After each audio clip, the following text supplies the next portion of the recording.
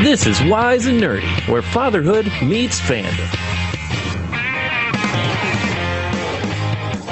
Oh, it's time to get wise and nerdy. The Parliament is in session. I don't have my gavel because, dang it, Kurt, you won't send it to me. But, yeah, man. So, if you're watching home playing the live game tonight, you'll see my studio is different. I'm in the midst of changing it up again. But this is what I talked about, cleaning it up, reorganizing it, and getting the couch put in. I don't have the couch yet. That is my my recliner still back there. That is kind of... You had a couch. Broken. Is it the same couch that you took to your office? I took it to my office, and now that I'm not in the office anymore, I'm going to bring it back. COO office, right? Isn't that what you were? Yeah. A COO? That's what it was, and now I'm in between COO positions, otherwise known as a consultant and executive director of One EMS. But I've been tired, man. Well, maybe we'll have to talk about that. I need to figure out a way to bring up some of that process in our questions. But if you notice, now this light's a little too bright because I was like, I don't really want this to be my setup. I do have the camera set up. I'm not happy with. I just been tired, man. I've been doing so much lately that I can only do so much at once, and I don't have the mic moved, and you got to figure out a lot of other little things like how I'm gonna hit the button. Shut up, that's Mike. why. Shut up, Mike. Love you, Mike. But that's actually why on the pre-show we're talking about the studio live loop deck, the loop deck live thing, because I'm like, oh, well, if I can put my sounds and stuff on that, I can actually sit back over there with the loop deck and not move the whole board over and everything. I thought you had a stream deck or something. Do you just not have it set up? It's up in the Dragon Con stuff somewhere up there. Oh, okay. There's like 3 or 4 big boxes and some little boxes. It's up there. Okay. He's like, who cares about the old toy? I've got a new toy coming. Yeah, and I don't know. It's a lot to dig through those boxes. So I don't know where it is in there. I don't want to dig through the boxes. And yes, it's a new toy, Joe. It's a new toy. Don't we all just love the new toys? So what you're saying is when I'm up there in a few weeks, you want me to dig into it to find the stream deck. Oh yeah, you are coming in a few weeks because we've got Stellar Fest. That's right. So yeah. That would be cool if you wanted to climb up the ladder and get these heavy boxes down and find that stuff. Hey, I found it's just out of reach, but I did find the cameras. So I gotta put them up on stands around the studio because I have to try them out, right? I gotta understand how they work. I've never actually used them. That's been you and Scott. Yeah, the whatever you said, Mevio. Yeah, Mevos, whatever they are. Mevo. Konnichiwa. All right, what we gotta ask a question in a week. That we do. The question of the week is, what's the worst thing you did as a kid? Oh, I told you, don't ask me that one, man. All right, you gotta go first, so I figure out where on the level of legality that we're gonna fall here. Oh man, I've got one that's probably the worst, and then one that's just straight up dumb. We'll start with the worst is probably my dad asked me to put his scriptures in his room. And instead of, just going in and setting them in, I tossed them onto his bed, onto my parents' water bed. You told this story, but it was in the pre-stuff. Nobody's ever heard this of me before. Yes. So I tossed it onto the water bed. It bounced. My parents' headpiece for their bed was like, it had shelves on it and a mirror. It bounced and hit the mirror and completely shattered it. And I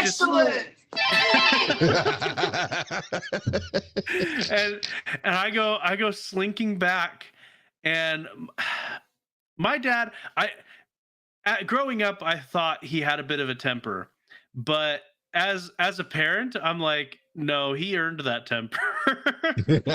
but I go slinking back, and I'm like, Dad, I broke the mirror. And he's like, what? I'm like, I broke your mirror. And technically, Joe, Jesus did it. And it is, considering how much that mirror probably cost to replace, he was remarkably calm, like just crazy calm. And it may have helped that we just got back from church. I don't know. All I know is it he it was it left a lasting impression how calm he was in that Okay. moment. I gotcha. Uh, so we're talking mischief and not criminal deeds that have a statute of limitations. Got it. Got I it. mean, Now, see, now I'm glad you went first. if you want to talk about your statute of I mean, limitations. I don't, and that's why I told you. Like, no, I did. You know, I can be honest. I don't really want to be that honest. So, no, I get the gauge. I'm glad you went first. I'm glad you went first. That's all I'm saying. Now, talking about your dad and this, I'm not a segue to my story. I just want to say this thought before I forget it. You're talking about how you thought he had a temper as a kid, and then as a parent, you're like, oh, I get it. My wife's the same way. All her life, we went to this. Well, no, I'm sorry. I don't know if I said we. All her life, her and her family went to this beach house at Polly's Island. And when I say family, it's the grandparents and then the three children, which would be the parents with their spouses and kids. Right. So now you're talking about big beach house full of, and you kind of rotate through the week, or they go for a week and a half or whatever it was. And you come in, some people come in for 2 nights, some people would come in for the whole time, whatever. All you had to do was get there. They'd feed you.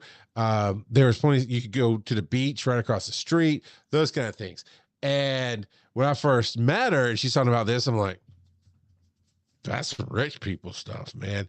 And you know, we had conversations and she didn't think it was that big of a deal, whatever. And the thing is, her grandfather was on the city commission, Atlanta Board of Commissioners. And he was so instrumental in bringing Delta to Atlanta as its headquarters that when he retired, Delta gave him unlimited flights around the world.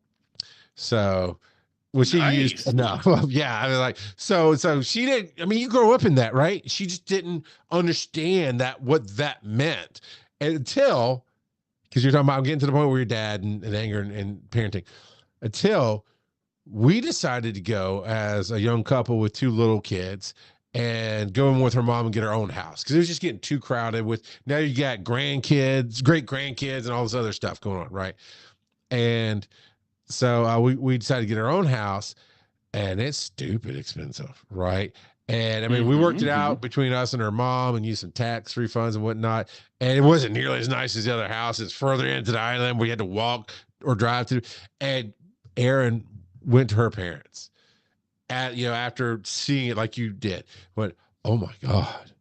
Even the whole, oh, you don't have to do anything but show up. That's still money to get here, gas money and food on the road. And of course you're going to go play putt-putt or something. You're not just going to sit at the house all week because it's too tempting. Everybody's always going out. Yeah, dude, that 2 things there. One, the appreciation of why parents are who they are. And, as you're now a father, you think back about how Jesus broke the mirror in your dad's room and blamed you for it. But how cool your dad was about it, because he knew it was Jesus. You can't be mad at Jesus. He's cool, man. So, your dad's like, but he could have been really angry. He could have been way worse. And even now, my wife did one with some other inheritance money. She did one last hurrah in Myrtle Beach where I didn't go. She took the kids. It was right after the grandfather died, who was leading the whole thing. And I'm like, everybody's gonna be sad and mopey. I'm not going to that. But she went and the kids had a great time, but they all understood. Yeah, this is why we don't do these things on our own, because it's a lot. And there's only so much investment in experiences you can do. All right. So worst thing I did as a kid. All right. I was homeschooled. He's like, do I really want to tell this story? It's like the dials were spinning. So let me just Google the statute of limitations real quick. You told one that was dumb too, but or you said one that was whatever. I've got another one that was just straight up dumb that I think people will okay, we'll do that. We'll get back to your dumb story and do my dumb story. Okay, so this one, I've always been super smart, curious about everything, but also highly influential, or influenced rather, not influential, influenced. And so I'd watch TV and different things. I honestly have no idea what I was thinking, but I'm homeschooled in an era where there was no such thing as homeschooling. Like we were the first generation. We helped pioneer some of that in our areas and built some homeschool groups, all that jazz. So everybody else is at school is my point. And I have this can of spray paint and I go to her neighbor's yard and there's a greenhouse right there. I liked her. She liked me. I don't know why I did this, but I spray painted, I tagged it with like a stick figure on there. Okay. And then ran away like it's a bad boy, right? I don't know what I thought was going to happen, but of course, she comes to my parents is like, hey, I don't know what part of the conversation, so I imagine we're like this, hey, I don't want to be that lady, but I'm pretty sure your kid spray painted my greenhouse. And yeah, I don't know how upset she was. I don't know. But my mom, they talked to her, whatever. My mom came and talked to her. She's like, did you do that? And I don't know, something about the way she was a little defensive, like, just because we homeschool doesn't mean my kid is it just had that vibe, right? It had that energy. And so it just triggers. She's like, I said, nah, man, I would never do that. And I don't know why she bought it. I think she just wanted to. I think she was, like I said, I think she's being a little defensive about being confirmation bias. A weird homeschool mom, right? So her kid would never do that, right? I'm telling you, I was raised black, man. My mom was always, my kid would never do that type of lady. So yeah, Charles being a cliche homeschool kid explains so much. Just shut it, Rando. So yeah, so today as a parent, my kids have done a lot of things, nothing quite like that, but I'm like, I don't just take your side in things because your daddy made the rules for everything. There's rules out there in this world because of the things that your daddy did. So you just got to make a case. You got to tell me the truth. And I know, I can just smell it. I know when you're lying. And yeah, and there's been times when I know my kid's gotten something. And I told him, you'll own it all day long. I will come in there to whatever there is, but let's say a principal's office, and you're wrongly accused about something. I'll come in there and I'll ask you. And if you're telling me the truth, man, that principal will regret the day he heard my name. I am very good at making people miserable, but I know when you're lying. If I come in there and you're lying or you're not telling me the whole truth, then you're done. I'm going to be right there on the principal's side, locking you up and making you hard time, kiddo. And that's honestly what I would appreciate. I wouldn't have appreciated it then, but had I had been made to go and clean that paint off or use my allowance or whatever I mean, I couldn't have afforded to pay her, but whatever allowance I had, pay her something, it would have made more of an impact. So, all right, what was your dumb one? All right. So this one isn't necessarily bad and it only impacted me, but it is straight up dumb. So, all right, gotta gauge my stories again. Holy crap. As a teenager, I didn't understand how losing weight worked. Okay. I associated sweat with losing weight. Okay. All right. I can see why your brain would put it there. Sure. You can see how you would get there. I didn't think about anything about what you're eating or whatever. Just you exercise, you sweat, the sweat makes you lose weight. Okay. Well, so middle of summer, the house we're staying at doesn't have central air, but we've got window units in a bunch of different houses and a bunch of different rooms in the house. And so I'm like, you know what? I've got a brilliant idea. All I have to do is sweat while I'm sleeping and I'll lose weight. Your brain is working in a way that I like here. So, I get it, man. So I go over, I turn off the AC. I go and I grab some sweatpants and a sweatshirt, a hoodie, and I put those on. Then I climb into a sleeping bag and I bundle up. I was definitely sweating. You're going full on break the fever mode here. Yeah, I was. I drenched through my clothes. I drenched through the sleeping bag before I couldn't fall asleep because it was so dang hot. We were in the middle of a heat wave, And yeah, I gave up on that and and turned the AC back on and changed and whatnot. But to this day, I'm like, man, I was an ignoramus. Ignoramus.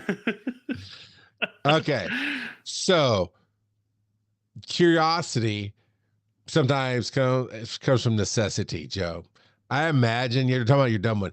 My dumb one. I imagine you've learned things like in coding, like, oh crap, I messed that up. Let me spin it. I'll fix it. And then yeah. So when I was 13, 14 years old, I love to borrow some movies for my friends. And their dad had recorded it or whatever, but it had like 2 okay movies and one that was like a late night kind of movie on it. Okay. And it's my VHS tape. So as long as they're legitimate movies, I mean, you don't want any of those home videos.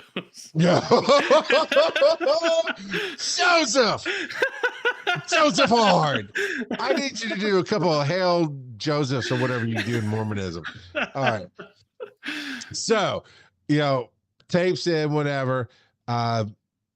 Tapes coming out bad in the old days of VCRs, kiddos. Didn't always work tape in and tape out. Sometimes it's tape in, tape no coming out. And it came a little bit out and it went back in. I was like, what? What did you say? And I hit eject again. And it came out and I grabbed it. It's like, got your nose. I got you. And it was not coming out. And I let go and it went back in. Panic mode. But like I said, I've always been a baby genius, man. And I went and grabbed the screwdriver, took the VCR apart, saw how the tape was tangled, took some other pieces apart, got the tape, because it's not mine. I can't just rip it out, right? I've got to return this thing like nothing ever happened. So I got the tape, because I was supposed to have it. My friend, Brad the Blind, by the way, it was my friend in this story. My friend took it from his dad, gave it to me, so we had to stick it back. You know what I'm saying? So I've learned AV media technology because I had to get this tape out of the VCR. And I did. I put it all back together. My dad never knew the difference. I only hurt myself, yo. And actually, you could argue I benefited myself in this. So. Oh, man. Roll that dice. John, all right. John, don't you be telling my stories, John. That time is over. You got polar opposites here. What do you want to do?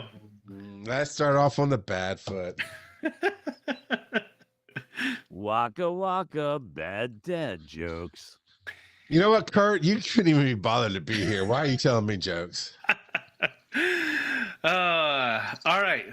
So let's see if the localization here gets through to you, because it took me a minute. This comes to us from Casey J. I figured when you said localization. Gotcha. Yep. Who can drink 20 liters of gas without getting sick? Okay. Jerry can.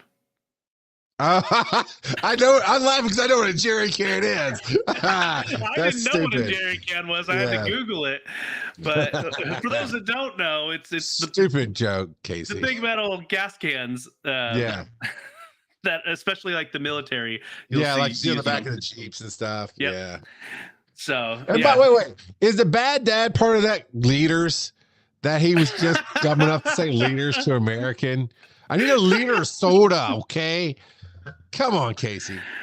He's been dadding me. By the way, he's been dadding me over on Duolingo. Like he tagged, he celebrated post. I got a 50-day streak or whatever, which I had to pay for like 3 streaks on freeze. It's whatever. It's whatever. But he's like, what he said, don't get so caught up in the XP you don't absorb the lessons. Like, yes, Dad.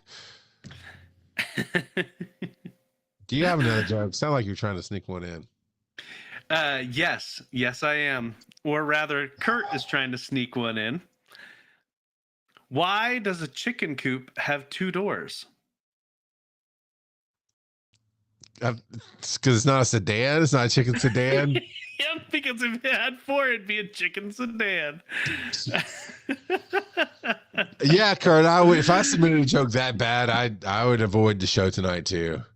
Oh man. And apparently we have a speak pipe from DevoSite for the question of the week. He just messaged me in Discord and said, "Hey, go download it." I mean, that's not how he said it, but that's basically what he said. Hey, calling in on time. No, he got it in an hour ago, but it was past when I had checked it. So we've got this from DevoSite, and it is, again, what's the worst thing you did as a kid? So let's hear about DevoSite's checkered past. Confession time. I was accessory to theft of a motorcycle. A new friend at school, hanging out at his house. They're new to the area. His mom says, "Hey, let's go for a ride, around the countryside. I want to kind of get to see it. It's beautiful here." And his cousin's with us. We're driving along by a farmhouse because his cousin sees a motorcycle, jumps out, gets on it, and begins and steals it. A day or two later, he comes over to my house and it was cutting out. He starts asking me, and I'm like, I don't know much about motorcycles at that point. But my friend Gary, who had been a longtime friend, but he dropped out of school and he was kind of figuring his own life out. I walked up to his house with a motorcycle, and he looks at the motorcycle, telling the story, and he cold cocks this new friend, and my friend just starts crying, and I start crying. And he's like, "Man, you're just gonna mess up your life. Don't do this. You got so much in front of you. Get away from this joker." And it really had an impact on me. And I've always thought very deeply about that and remember that in my friend. And I mean, that's a real friend, right? So, yeah, I could have made some bad choices, and with the help of a really, really super good friend, did not. So. Charles, the entire time, is prepping for the dad joke. I really was. I mean, I had my hands on my headphones. I was pulling them off my head, getting ready to throw them. That's a very touching story. But I was a little gun shy on it. I'm not going to lie. DevoSite's good about keeping you guessing on when it's going to be a dad joke. Really is. He really is. So, all right. Roll the dice. All righty. Council of Dads. Parliament of Papas. Papas. See, if you brought your kids this week to the Volunteer Appreciation Day, we could record some new stuff with them. But no, you got to take them to some, I don't know where you're taking them. Somewhere. Bible church camp? No. Oh, that was a little too close to home, I guess. All right. Parliament of Popeyes. Is graduating high school necessary? I think I wrote this one last week. In today's society, and how old are you, Joe? I'm 38. Okay, about 10 years younger than me. Yeah, but you're not like full run through young, Father. No. But in today's society, I think you get a good perspective on it. Is graduating high school necessary to having a good life? I guess is how we should end that. I mean, no, but you're the exception if you can make a decent living without having either a high school diploma or a GED. I think a better question would be is if college is necessary, because I would argue that definitely not. College is not necessary, but no, the reason I'm asking about the high school is we all know my oldest son dropped out, killed me, because I was raised, and at the time, it was true, up through the early 90s, you're trying to get a job. Every application said high school or at least GED, and half of them didn't say GED. So you have to be either in high school or graduate high school. And to get into any kind of, in Georgia, okay, in the South, I'll keep it to there because it could have been different, more progressive in other places. But in my area, to kind of get into trade school, high school diploma or a GED. And the GED is getting frowned on, and trade school is kind of frowned on. Except trade school is where EMT school is, and that's supposed to be respectable. Yeah, go figure. Anyway, Well, and that's why I say, in my opinion, you're better off getting either your high school diploma or your GED, because it limits your paths that you can take in the future. Because so many places you will limit your further education to get. I mean, there's definitely like certifications and stuff that you can get, and you can make a decent living with those certifications at trade schools. But that's, like you said, if that trade school will let you apply without a high school diploma or a GED. See, now that's the part, or a GED. Right now, my son has neither. However, he has worked in 2 different mechanic spots that are very cool with teaching him how to do different things, and both would have been. I mean, I don't think anybody in this life is going to spend 20 years in one place for the most part. It seems statistically unlikely. Yeah. As someone who's been at the same job for 13 years. Hey, I mean, dude, what do I call you on this show? The 1%er. The 1%er. So of course you've been at your job for 13 freaking years, man. But in society, I think even when I went to Dave Ramsey back in the early 2000s, his statistic then from some university study, I don't remember who it was, that in your career lifetime you'll have 17 jobs.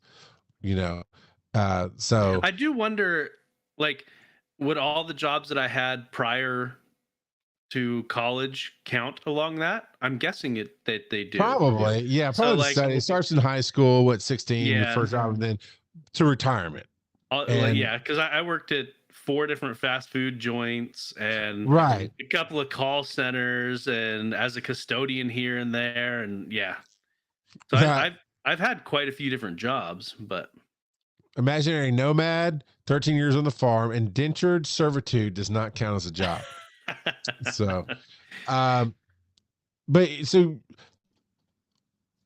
most of the time people go, you looked for other jobs outside of where you are, you happen to get a decent position inside the company, but you never know, in another year or 2, 3 you might be recruited to go somewhere else.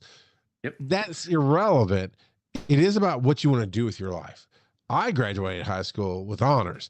I went to college and I graduated with associates is what it is. I got associates in business management with a very good GPA. Not once have I ever had to show somebody my college diploma to say I should work here. Not one single time. It's been weird. After the first job or 2 application, they stopped asking about high school, because at a certain point it's just like, hey, are you a paramedic? Come job work experience. Here. Yeah, job experience, age, that kind of thing. That's, you got to get past that initial barrier, because then they I don't know that there's a barrier much anymore. I mean, look at the economy that's out there. I still think there is, to a certain degree. I think it's only a barrier in what you want to do. You couldn't do your job without having at least a GED to be able to get into college to get that training and degree that you got to do this job. And a lot of times the degree you have isn't. They a lot of times they're very loose with that. Like, there was a lady that I used to work with, and she was a programmer like me. Her bachelor's, or no, she had a master's. She had a master's degree in library science. That has nothing to do with programming. She was self-taught for programming. But and that's the other thing I've noticed throughout my career. You have to have a degree. Wait, a degree in paramedic medicine? No, just a degree. Okay, so because a lot of times they just want to know that you know how to learn. That's one. In this day and age, this is just me and my soapbox a little bit. That's stupid. Because you're not wrong. It doesn't matter if I got a degree. My attitude could be bad. Anyway, I know I'm not wrong. Thank you for telling me that, Joe. This is why I look for a good co-host, and somebody who tells me I'm not wrong. I love that all day long. Well, so my current team lead, he told me the other day during a meeting, he's like, when we interviewed you, we weren't actually looking for your qualifications at all. We wanted to Yeah. know how well you would fit with our team. Yes. Because as long as you've got a good attitude, we can teach you what you need to know. Yeah. And And so- that's the world we live in. And I've struggled with my kids. I told my son, I said, at the end of the day, you'll do whatever you want to do in life. And if that means you need some education, then you go back and you get your GED, and then you go get your education. It's going to slow you down. I'm trying to set you up for every success you could ever want. But oh, you don't want the keys to the kingdom. Cool. Thanks, asshat. But yeah, I give him one. I give him one. Okay. I'm talking about my son. I give him one. Yeah. And so to answer the question as is, it is not necessary to have a high school diploma or GED. However, you and weigh what you want your options to be, because I agree. certain doors will close if you opt not to do that. My sister, she got pregnant at 16 and dropped out of high school, and later she got her GED, and so she has had amazing persistence, and she's got an amazing work ethic, and so she ended up marrying the father, and that only lasted a few years, but they ended up having 2 kids. So now she's a single mom, she's got her GED, and she's trying to go to nursing school. And so at this point, fast forward, it took her a lot longer than it would have if she, hadn't been single or hadn't been a single mom. But because of her perseverance and putting in that hard work, she has a bachelor's degree. She's making a good living as a nurse. And yeah, she has done all of that, grown all of that herself. And I am tremendously proud of what she has done. She's But not listening right now, Joe. No, she doesn't listen. But what I'm saying is, you have to evaluate what you want to do to see if that high school diploma or that GED is necessary to achieve that. I mean, I hate to disagree with that, but I do have a different reason why I do agree why they needs to finish. But it is the path you can take in life, right? And you can always choose your path. And that's what I had to own in my own life. Like, look, I jumped through some of the stupid hoops people wanted me to. I got the things and they never did me any good. Other than I get experiences out of it, I learn from experiences, so on and so forth. But also slowed me down on things. And not having being able to do whatever you want in life, there's just a magical power in that. And I had that my entire life. I had the ability to go to any college I wanted to, had the ability to talk myself into a job, had all this stuff, right? And opportunities to learn experiences. And the reason I do want my kids to finish high school, and I make it a huge deal, is now my daughter is coming to me and is like, oh, I'll just get my GED. And of course, 90s kid, millennial, or not millennial, zennial, really. I'm kind of right in between Gen X and millennials. But the me is going, you got to finish. You're the smart one. You keep pretending like you're going to go to college. No. I said, fine. But I tested her. I said, fine, show me. And she picked out 3 schools that she wanted to go to that had decent programs for what she wanted to do, that all said GED was acceptable. And in some cases, if you score high enough on the GED, you actually get college credit for it. I'm like, okay, I'm not going to be my boomer parents and go, you got to do it. But I also go, okay, the world's changed to where GEDs are not the stigma it was. It wasn't, oh, you're a loser, burnout, whatever happened, you're less than in society. It is different. But I'm still having to push her to do it. And I said, by God, I will always, I said, I love my son. I love Oakland. But I from time to time still said, no, you're a loser, man. You chose to lose in life. That defines you as a loser to a point. And it won't be always his defining factor. And he's really been stepping up to being an adult here lately and make adult choices. But my daughter's playing. It's like, you got to get a GED then. And now I told her, I said, now you're a dropout, because I stopped paying for the school because she stopped doing it. She didn't have enough credits to graduate. So you're technically a dropout till you finish. I'm pushing her hard. But I want them to finish high school, because the thing I did learn in high school and was reinforced in the 2 colleges I went to was you got to learn to jump through other people's BS to get what you want. And going through high school will actually teach you reasoning skills. It will teach you basic reading skills, stuff to understand, hopefully some critical thinking, because I teach them and not some idiot at high school. But we want them to, I want them to learn, right? And then there's some basic things you need to know.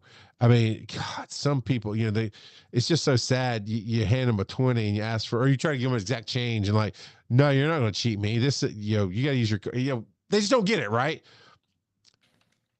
You have to learn, but you also have to know every job you've gone through, Joe, every situation you had to negotiate that wasn't just on your terms. At some level, you had to jump through something that you might have known. This is dumb. This means that, okay, sure, I'll come do. As a paramedic, I had to do a typing test to work at a hospital, or work on an ambulance that was owned by a hospital. But because the HR hospital had a bajillion nurses and secretaries and doctors who all had to type, they have a typing test. I'm like, we still write our reports with pens. Why? And I barely passed the type. It was dumb, but I had to do it because I wanted the job. And that's why I think they have to finish high school. So it's frustrating. Because I think it's smart to finish high school just in general. I do too. To be honest, well, and maybe this is just me from my own experience, and I'm sure it is because everyone's jaded by their own experience, but high school wasn't that hard to pass. It really is not. And that's the thing. My kids are smart. They get bored because Oakland aced everything I've made him focus on. He just got bored. He got over it. Crosby, same way. By the way, she's already graduating early and she's bored. I'm like, then do the freaking GED, ace the crap out of what she's done. 2 out of the 5 tests. There's 5 tests for GED apparently. She's done 2 of them, aced them. I'm just pushing her to get the other 3 done. Then it's like, then I'm done. Now you're an adult. Now you can figure out whatever college you want to go to and how you're going to pay for it, because that ain't got the money yet. Maybe by the end of this year, I'll have, good to college money. But right now, good luck. So that's my 2 cents on it. It didn't stir a whole lot. As fathers, I think we want our kids to always have the best opportunities to be successful. That's my stance on it. I mean, some people absolutely believe in school, and that's great. I don't think high school can help those who are truly dumb, and I don't think high school will help those who are truly smart. High school helps the middle class be middle class, but you can still learn from it. Yep. Happy anniversary to Imaginary Nomad. Tonight was the the 40th anniversary of Animal Crossing, whatever podcast thing he did. I don't know. Well, that's right, because Kurt was talking about doing that with him, recording that with him. Hey, what was it? Nope. Daddy, tell me a story. That's what everybody says about that stupid show. What was it? I don't even know. There's some game that these 2 grown men play where they dressed up little cutesy dolls. I don't know. I forgot I put that in the random. That's so good. Jebediah, my boy. But what was the actual one? What was it? Actual one. Dad, you got me messed up. Dad, he sent me a story. Oh, that's Zoe being Zoe. Speaking of Raggy, I think I closed my notes somehow. I can reopen them. So, Dad, tell me a story is, how do you feel about the generational shift in nerd culture? Example, kids having instant access to nerdy things we had to hunt for. So the story out of that, thank you. I pulled that. That was a question that ChatGPT generated for my show last night that we didn't get to. But instead of asking it as a question, I thought it really does trigger in me that, I mean, my kids have everything at their fingertips, right? Sometimes we had to learn things by meeting a new person traveling from out of town and hearing about what New York was like, or you had to go and work and find some stuff. Remember Encyclopedia Britannica? I mean, even knowledge, you had to find your rich friend who had all of the 26 volumes or whatever it was of that, and be able to look stuff. Well, all you got to do is wait until your rich friend gets the newest version, and then you get their old version cheap. Yeah, but Joe, what resonates with you from your childhood to watching how your kids do things? So for me, as I was saying, is they don't go and talk to people. They don't learn from human interaction as much as they are just watching things on YouTube and wherever else and just They're absorbing. inundated with content in Or general. they don't. Oh, here's one for you, Joe. How long, as a kid / young adult, did you wait for that game to come out and you only had money for one game that year and you bought it? And now they have so many games at hand for free that they'll get something. They won't play it for 3 weeks and be bored.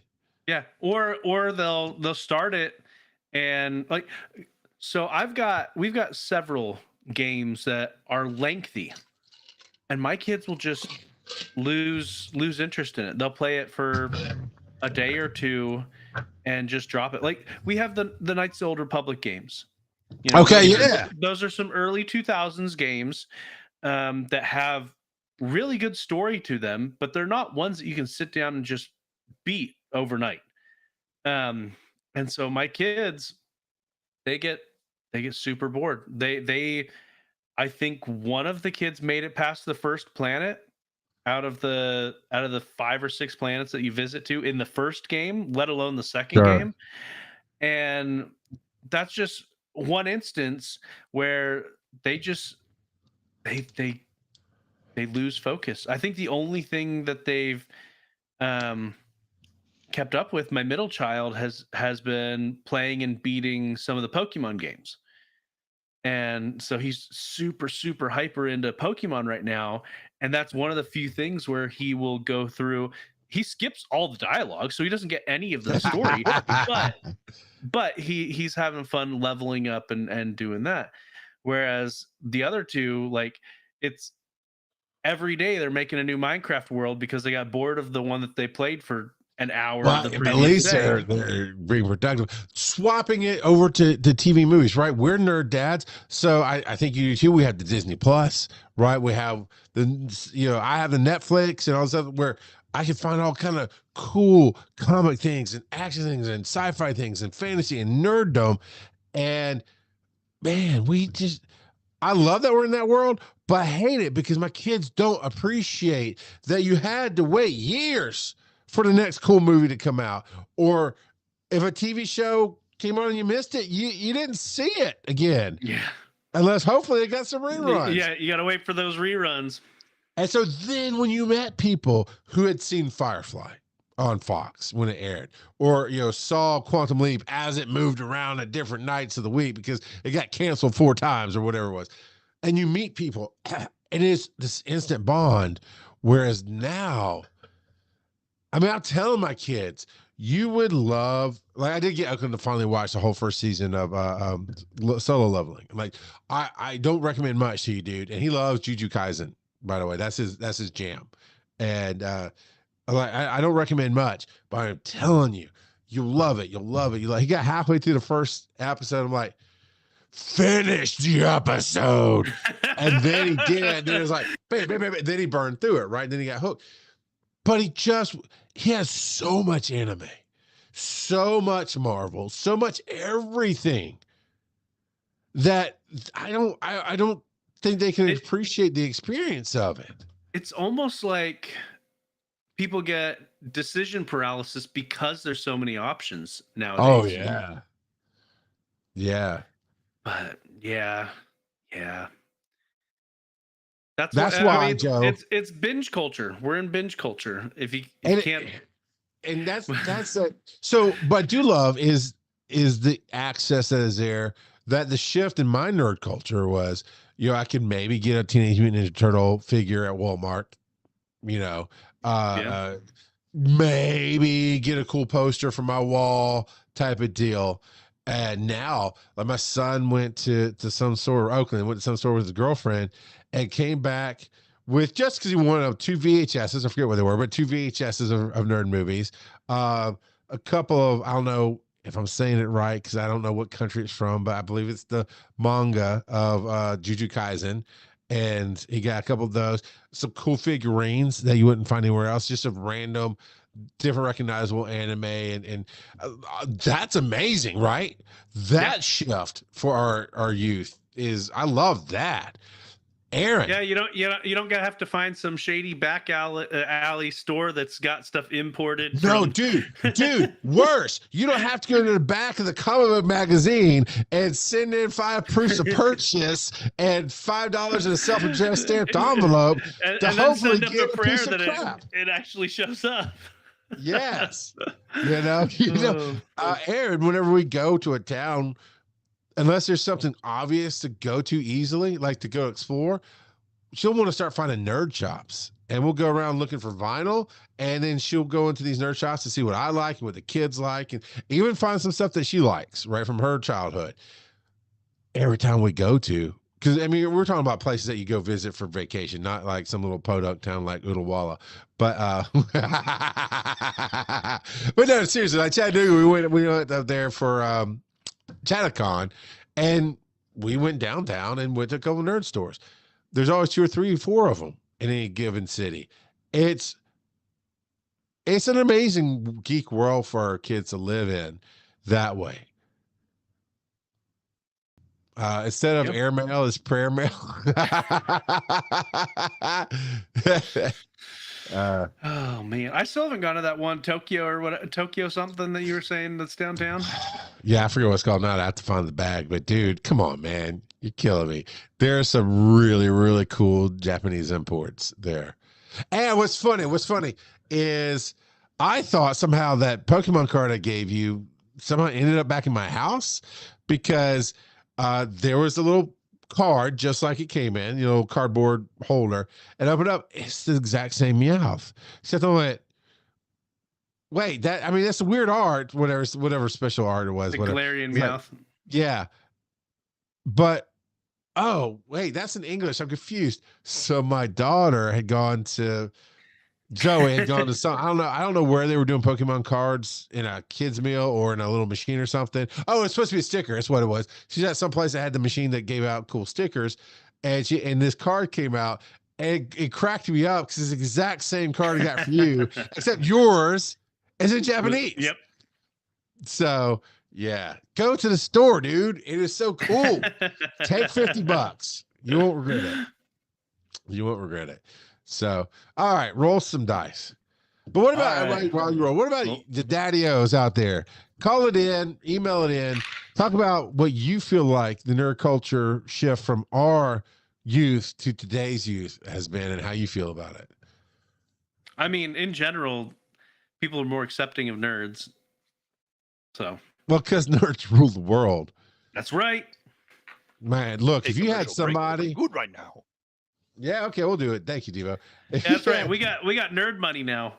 Look, if we elected somebody who beat all the Ninja Gaidens or the Mega Man games out there, our country would be way better. All the Souls games. Oh my God! Oh, no! You don't want to elect a Souls winner because they're going to go conquer the world. We don't want that. You got to make sure that it's legit and not like Elon Musk with him paying people to level up his accounts for him. Allegedly. Oh man! Oh no, I don't like that. Woo! Don't like that either. That's loud. Yeah, here we go. Hey. Come join us, daddy-os, and when the parliament is in session, I'll come up with something better. I'll work on it, Joe. But hey, we got the parliament of papas. We got all the daddy-os who listen to us. Come hang out with us. Grab that beer, that scotch, or that Dr. Pepper. Chill out, relax, and be seen. That is what Wise and Nerdy is all about. You can join us over linktree/wise_n_nerdy. And it's gets you to our that's Discord. Not it. That's yours. Oops, why did I put that one up there? Shows the point. So there you go. Linktree/wise_n_nerdy. And let me tell you something, daddy-os. Tell your friends. I don't want you just to like. I don't want you just to subscribe. I don't even want you just to freaking follow. I love that you call your voicemails in, but tell your friends, tell your coworkers about how awesome this place is for all the daddy-os out there. Now let's just chill out and I'll stop yelling at you.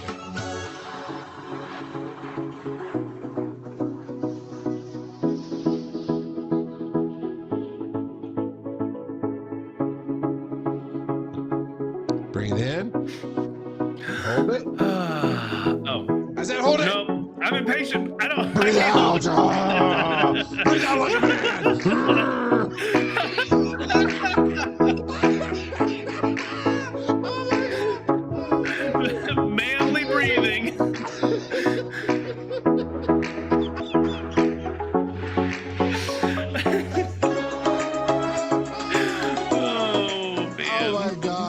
That's our newest product. Manly meditation.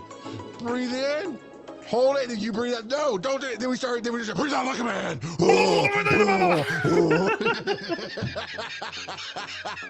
I feel so much calmer now. I feel more centered.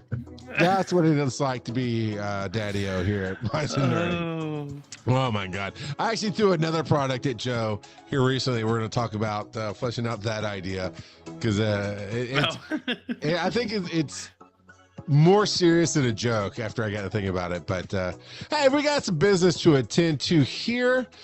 While Joe pulls up the question of the week for May or whenever it's going to be, remember you can go support the show. Patreon.com/wise_n_nerdy. Join the Parliament of Papas and help us out. It'll be awesome. And it helps us get the cons like Conjuration and Dragon Con and upcoming Stellar Fest. All right, Joe, what's our question of the week for whatever date? So for our April 10th recording, the question of the week is, what's the right age to get married?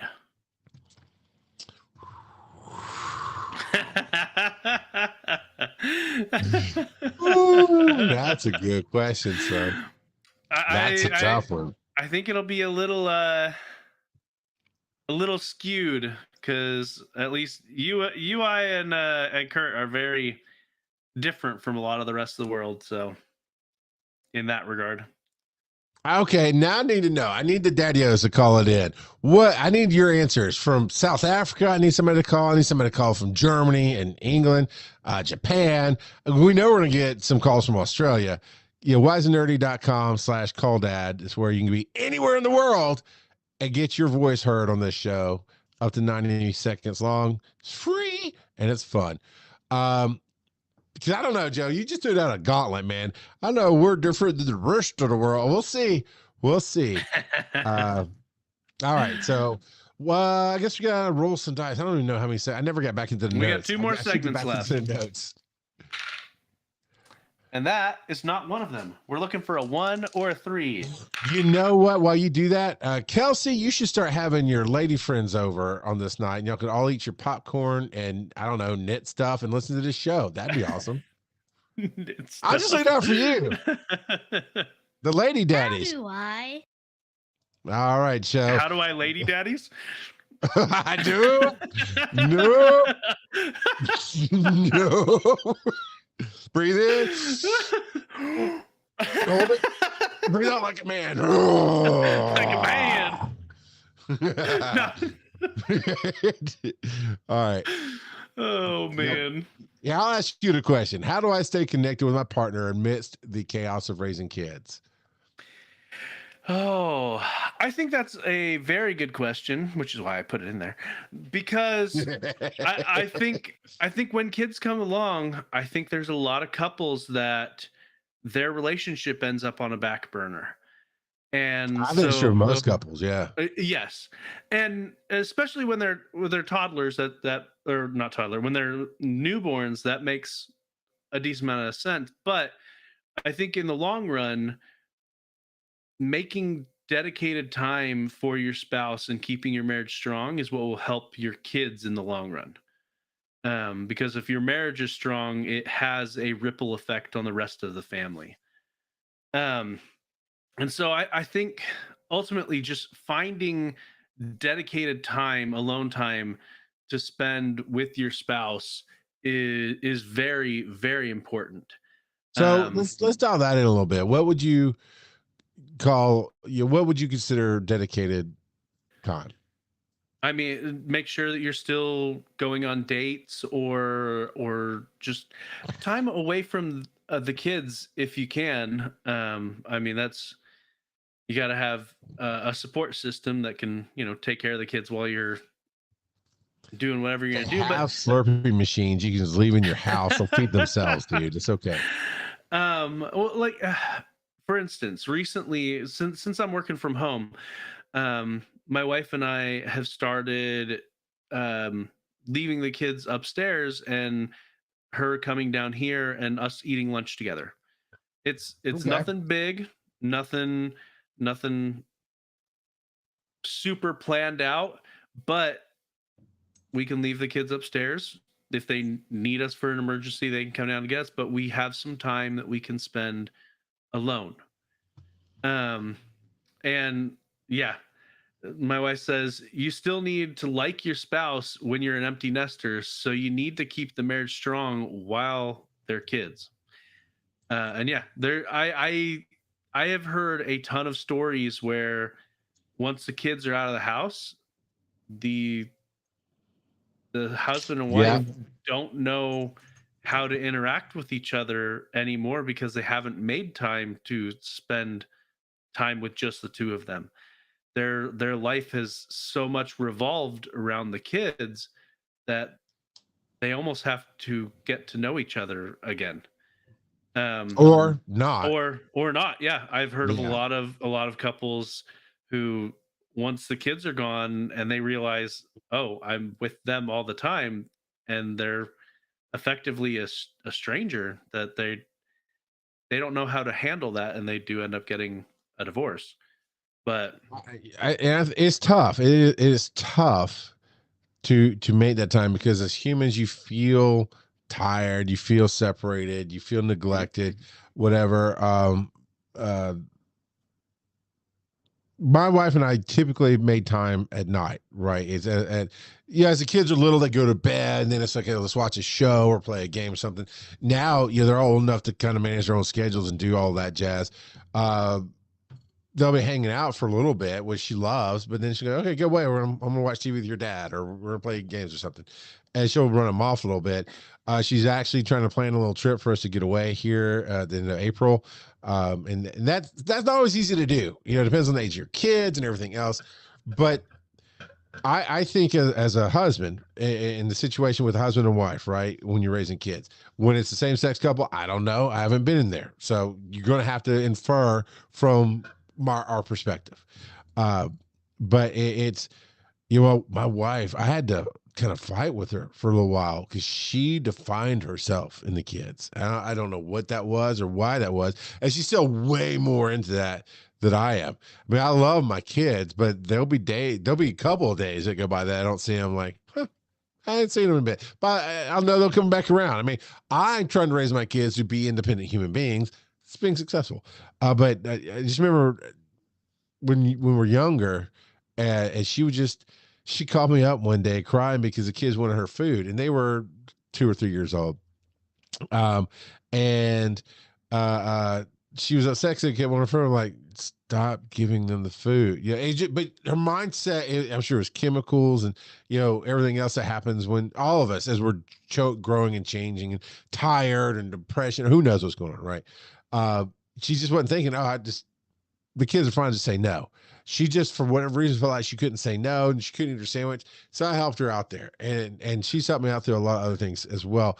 But as the supportive spouse, for me to help her want to spend time with me or do something away from the kids, right? To go to a movie, let's just say go to a movie. I needed to make sure I helped do something to offset that with her. And I don't know if she even realized I had to do it, because I try to be quiet about certain things, because life is all about bribery. We call it balance, but it's bribery all day long. Is you're buying goodwill, and then you're using that goodwill. And so, I would take the kids out to the park or something for her to sleep for a little while, get some rest, or let her hang out with the kids while I went washed the dishes or did some project or did something, right, that helped the productivity of what she wanted done. And then she would kind of feel like she owed me one.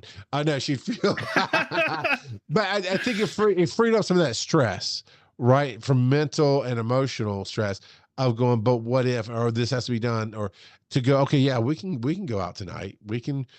I can stop worrying about this project because you helped me move it forward more than I would have on my own. And we can play video games.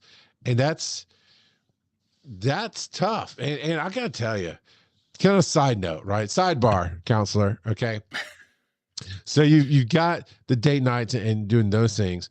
What about saying no to so many activities with the kids that you don't have time or energy to hang out? Yeah, overloading just your schedule in general, because it is a balancing act of maintaining your own energy and mental capacity and in general, because yeah, you could definitely have your kids in sports and church groups and all these other different groups to where, especially you and I've got 3 kids, you've got 4. You and I.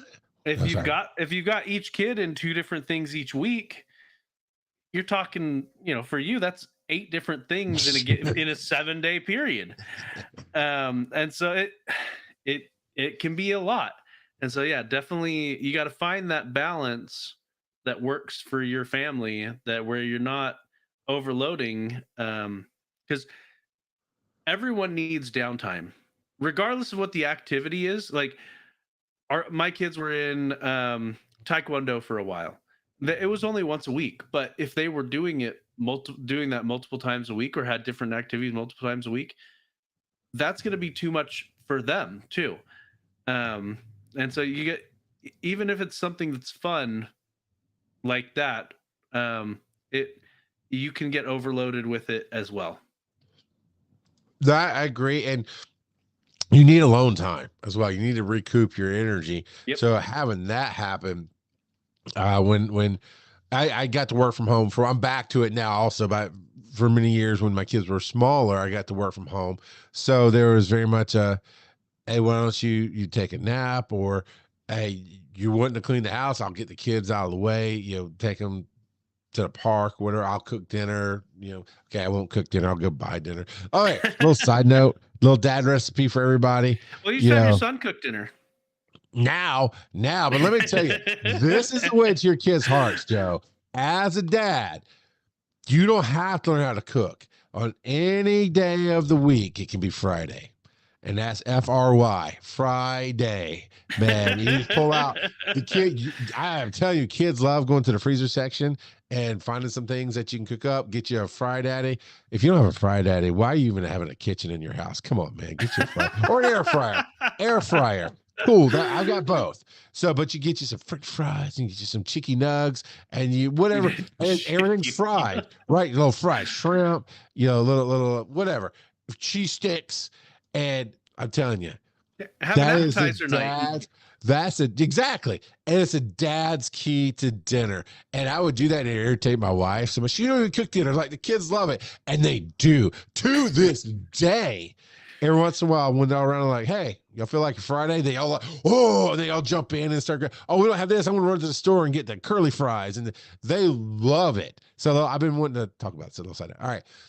But that kind of thing, right? Let my wife, as you have, you've I'm about to say, I was about to make a joke about how you give her permission. I'm not going to make that joke, but play it in your heads. It's funny. Okay. But you've made room, it's made space for your wife to have activities outside of yourself, and hopefully have some downtime in the house where maybe you're chilling, playing Legend of Zelda, and she's reading a book or whatever, right? You have to have that alone time. So I do appreciate when my wife's like, oh yeah, I got a ball game with you, or this or that. I'm like, cool. Now I'll go to some of the ball games, but it's like, okay, I won't get home till after you're gone to the ball game. So I'm going to go play Diablo 4 or something for a while, right? Play some Borderlands, get that decompression time and downtime to when you do come back. It's good. And she gets some of that too. I think, don't you think, Joe, that having that alone time helps build up some energy to have that date night time? Oh yeah. Yeah. Well, and just in general, helping out your spouse, I'm trying to think of how I want to phrase this. A lot of people look at marriage as 50-50, and that's not how it works. And I heard this from a clip ages ago, but there are days where I can contribute, say, 20% to the marriage, and I let my wife know that I'm struggling, and she'll pick up the slack that day. Another day it'll be flipped around where she's having a rough day, the kids are going crazy, and I step in and pick up the slack, whatever that slack is, whether it's dealing with the kids, helping them with their homework, helping them get ready for bed at night, doing the dishes. Stuff around the house needs to get done regardless of of how we're feeling about the situation. And so marriage is not 50-50. And if you're trying to make it 50-50, you've missed the point of marriage. I've always said, I know the clip you're talking about. I have heard it. It's a very eloquent kind of statement. Sorry, I had to look at their faces on StreamYard. I was curious how it looked. It looks great. So, but I heard it. But I've always said marriage is 100-100. No, yeah, and then after I heard that concept of as I dip down, the other person steps up. Right? Okay, how do you go over 100%? Whatever. But well, and there's times when both of you can give 100%, and those days are amazing. Look, yeah, no, you about to make me say a word, dude. No kidding. But yeah, so I use 4-letter words when I believe in something. That the Baptist church taught me that. They use amen. I use other 4-letter words, but it means the same thing. I love it. So, but I think we should take percentage out of it, Joe. Not percentage. Operating norms, right? Your PC is going to run it on at so many GPUs or so many cycles or hertz, whatever, right? But you can overclock it, and it's actually designed to do that. So technically, you're not overclocking it if it's designed to go that fast. But if you ran it that fast and that busy all the time, it burns out faster, right? Yep. So let's talk about operational norms being at peak operation. That's what the marriage should be. You should always try to be at peak operation. So when you're not, when things have dropped down, you can overclock it, or like on the soundboard, push that slider up and give it a little more boost, but you don't want to boost it too much for too long, and that's great in a perfect world. I mean, what we're saying here is a lot of great information, but we know there are days when it just doesn't work, right? Yep. And there's just days where you question why you're married sometimes. And days when neither of you can give hardly anything. That's when you order DoorDash. No, DoorDash is of the devil. At least flip a coin for one of you to get it. What? Come on. Stop burning your money on DoorDash. Oh my God. So, but yeah, and I think it is when you're talking about keeping that strength, how do you keep that connection when you're raising kids? And I love you said amidst the chaos of raising kids. Understand that there'll be times when you feel disconnected, and that's normal because you are disconnected. Things just get disconnected. That's okay for a little bit. Not everything is all the time. You've got to remember this is for now. And if you it's your choice. If you put the effort in, have the patience. Yeah, I remember when we had our 4th child. So Zoe was a baby, Rylan's a toddler, and set 1 is not quite out of middle school, basically in middle school. So kind of self-sufficient, but not really, right? And my wife's just exhausted. And she was just barely holding it together. And it was very disconnected. And it was very lonely during that time. And it's very like, everything feels like it's going to be forever. But she goes, no, the kids are going to be better. If all I can do is be patient, you have that choice. Because if you don't make the choices to be patient or to put energy in, Joe, like you said, like step up and help bring, or communicate, I need help. Those kind of things. If you're not willing to move that slider up or just sit here and go, it'll get better. Let's give it some time. If it doesn't get better in a certain amount of time, we'll push that slider up, whatever. If you choose just to let it go, it'll be gone. And that's the ultimate bottom line. Every moment you have a choice, and the choices that you make matter. Random Kid said something here. The key is communication. If you bottle up the little annoyances, they'll grow and compound into a big explosion. That's true. Yeah. God, though, we had a deck of cards because our marriage had gotten to a point where it was pretty rough at some points.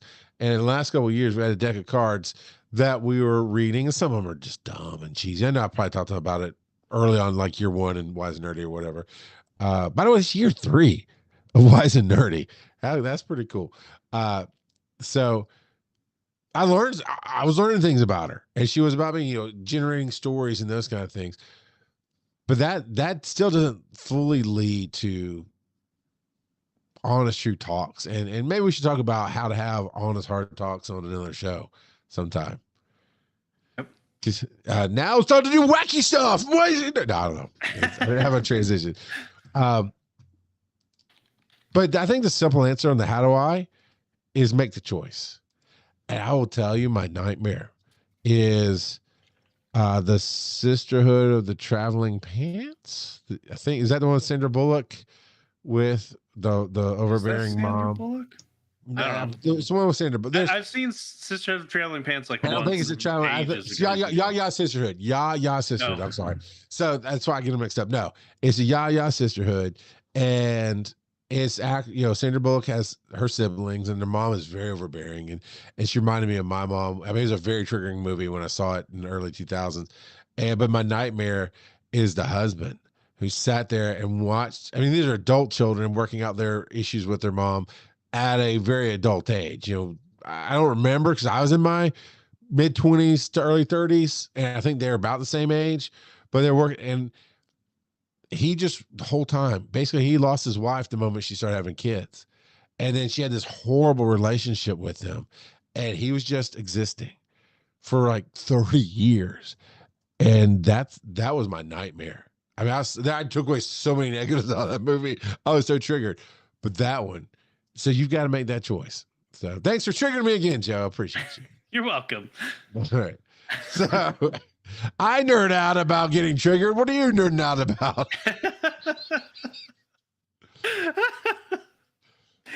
I am nerding out about the electric state. All right, real quick. I know what it is. I'm not going to do the anime joke. I know what it is. I know it's got to be good because of how much pretentious hate it's been getting on TikTok. Oh, has it? I don't really TikTok, but no, yeah. Well, I'm sure you don't social media a lot anyway, but yeah, it's been getting that. Oh, this is barely a movie in a world. Blah, blah, blah, blah. Yeah, it's a lot. As soon as I see that kind of reviews from people, I'm like, oh, this is probably gonna be something I enjoy. Carry on. Son. Oh yeah, no, it's fantastic. So it's got Millie Bobby Brown and Chris Pratt as the main two characters, but even the complementary characters, the supporting cast, it's pretty deep. It's got the black guy who's always bad in everything that he does, Giancarlo. Oh, okay. I'm not sure he's fully African American, but yeah, Giancarlo Esposito. I didn't say African American. I said black. I have no idea his origins. I try, people. I try. He is a fantastic actor, regardless of whatever nationality he claims. I agree. So, just trying to get you canceled. Don't worry about it, Charles. It's not me. I'll always get Steven Adams replace you, sir. That's all I'm saying. No, but it is awesome. So it's like it's not really post-apocalyptic, but it kind of gives post-apocalyptic vibes a little bit to it. And it's got a little dash of post-apocalyptic. It's got a little dash of Ready Player One, and a little dash of this and a little dash of that. It's funny, and it's got a good message, and it's got heartwarming bits, and yeah, it's got CGI robots. I mean, it does. When you see Mr. Peanut Robot pull out a sword and start fighting people, it's pretty good. So, no, it was. I had heard very, very little about it going into it. And my wife and I were looking at Netflix because we were going to continue watching My Happy Marriage. Fantastic anime, by the way. Oh, yeah. And I saw that it popped up at that center part where they advertised the new stuff. I'm like, oh, okay, what's this? I had heard that Millie Bobby Brown and Chris Pratt were doing something together, but that's about all I knew. And so we watched the trailer. We're like, okay, yeah. Let's give this a try. And then the next day or two, something like that, we watched it, and it's very, very good.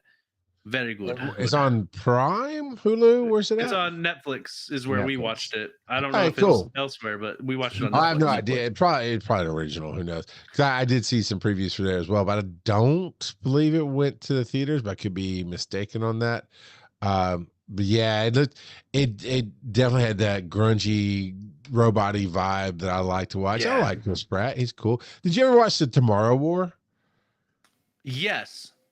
See, I watched it. So it's a good action movie. My wife was a little miffed because I watched it without her.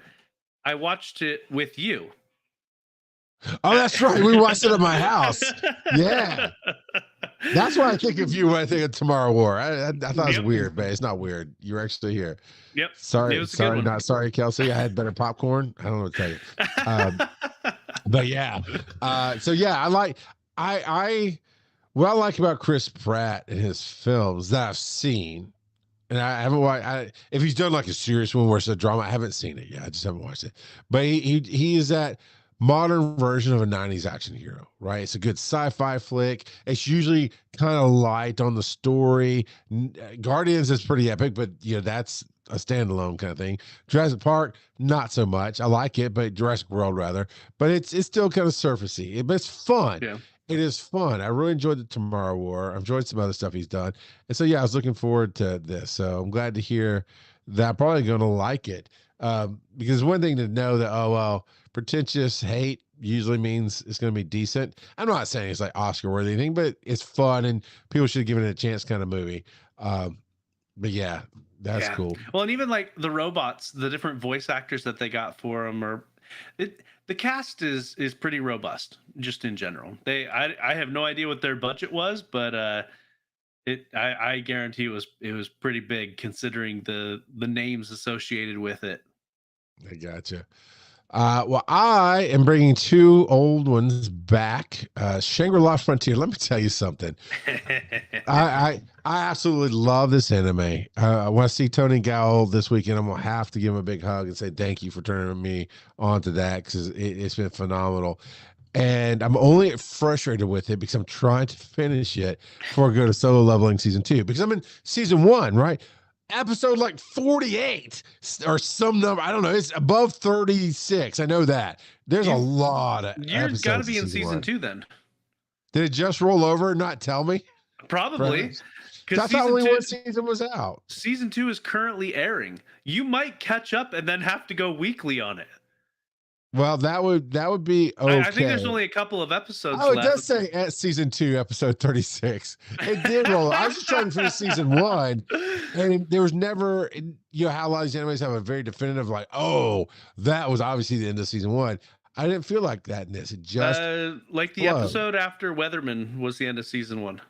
That does make sense, but it just jumped right back in some epicness, right? So it's love it. I'm at the return of Glycagon, right? Glucagon, whatever his name is. Lycagon. That's what I said. have no idea what you're referencing, to be honest. The Night Slayer, Lycagon. Oh, okay. Got it. The wolf, dude. Yes. The shadow wolf, okay, you noob. All right. For crying out loud. Even the filler episodes I really enjoy. They did a break in season 2 where from Shangri-La where he's like, well, I won all these mechs and stuff and I can't use them. I'm gonna go back to my trash mech game where he was god tier there, and it's so much fun to watch that 3 or 4 episode arc. I know you say filler episodes, but I mean, small spoiler alert, they're not filler episodes. Well, I know where they're going with it. Look, you. Just because you have nothing better to do with your life than watch anime, ignore your wife and your children while they cry in their sleep, doesn't mean I don't know where it's going. Okay? But it's fan-freaking-tastic. It is hilarious. It's right up there with different vibes, right? Demon Slayer brings a vibe that I really like. Solo Leveling, really, it's a dark vibe I like. Darwin's Game is kind of in the Solo Leveling category. And then now you've got Shangri-La, which is a whole different light atmosphere, everything's just a video game. It truly Yep. is. Just it's you hear the gamer talk behind the characters. It's so much fun. Well, and he Yeah. he treats it so he doesn't care what's going on with the video game. All he wants to do is have fun. That's it. Yeah. It doesn't matter what the scenario is. He just wants to have fun, and it's awesome. What I really need to get you into, and I guarantee you would like it, is Full Metal Alchemist.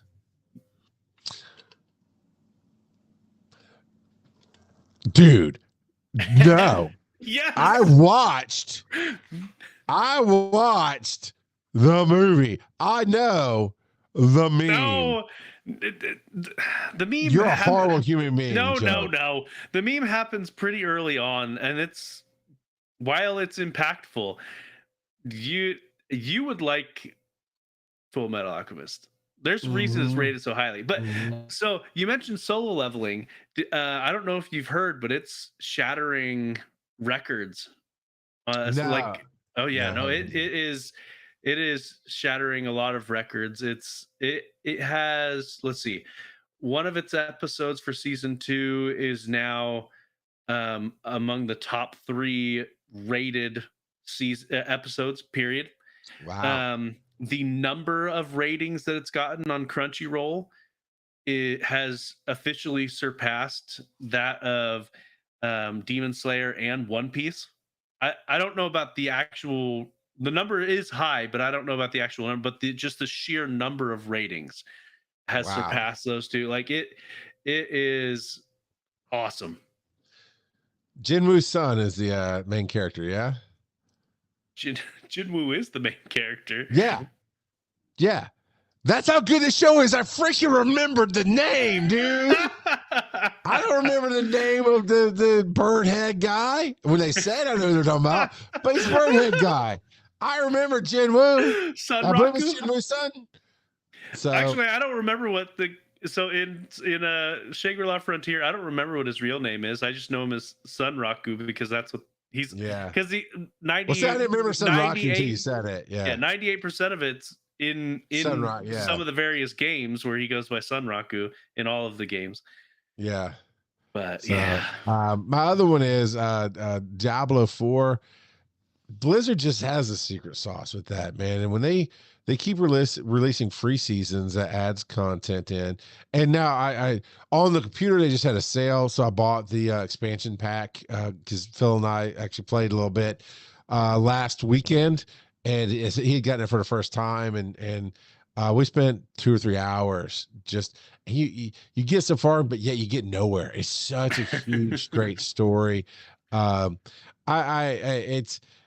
love that it's basically, it's not purgatory in the sense of purgatory, but it's not earth. It is a place in between heaven and hell that they're fighting battles and over this. Anyway, it's different. So it's different enough that if you're like, yeah, I don't think you care, Joe, but I know people are like, oh, I don't do games about demons. Well, this is fantasy enough, right? It's not earth. It is just a whole different realm. And you are slaying demons quite a bit. It just, the different builds you can do, the different ways you can have your character, different levels of hardship. What am I trying to say? Difficulty, different levels of difficulty on it. It's really cool. And I just love that they keep adding things to it. Now I have some you might not like this part, some people don't like this part, but it's whatever part of the game. They have witchcraft in there to where you can add powers. It's just basically passives that you put on for yourself, and that's a whole storyline I'm going through. That's all after in-game content that they added for free. It's just the season of the witch is what they're calling this season, and it gives me, and you have to build a character every season. You can play your old character through it. You can max level God tier that character, but you won't get any of the new benefits from it. Oh, okay. So can you like reset your character and then get the benefits, or do you just have to make a new one? I think you just have to make a new one. I mean, you'll get some stuff, like you can get new weapons stuff, but you miss out on a lot of why you play a new season. So you have an eternal character, right? That's the previous season ones. and then you have the seasonal. And so I roll a new character every season and build them differently and just play with all kind of different, ways to do things. And it's just, you still keep all the side missions, right? The main story's done. I beat it. And the second character I made right after that, I had to play through the story, but then they did a patch to where, okay, once you beat it, you just start end game and you have all the side quests. So you still have fun raiding dungeons, which are, what's it called when they are randomly generated? Randomly generated. I thought there's another word for it, but yeah. Procedurally generated. Maybe I was thinking of procedurally generated, but yeah, it's a lot of fun. And I'm glad that I bought that game. That was my only game purchase last year. This year, Borderlands 4 comes out September 24th. I've already got it pre-ordered. Well, I don't. My wife says she's going to pre-order it for me as soon as it goes on pre-order. So basically, I already have it pre-ordered. It's going to be cool stuff. All right, I guess that's the end of the road.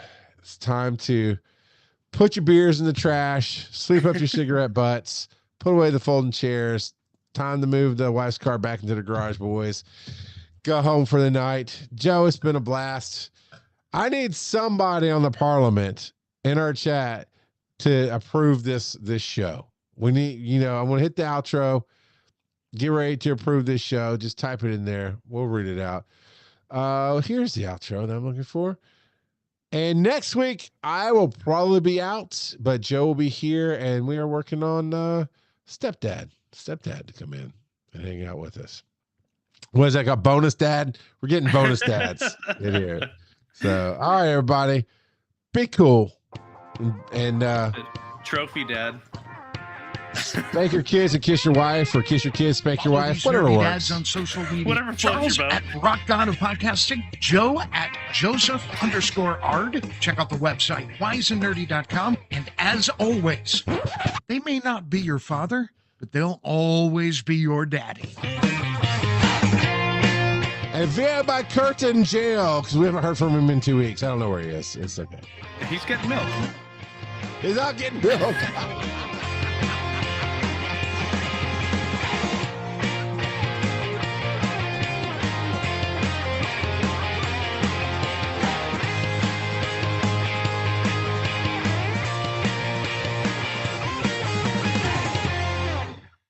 Well, I approve this message then, blimey.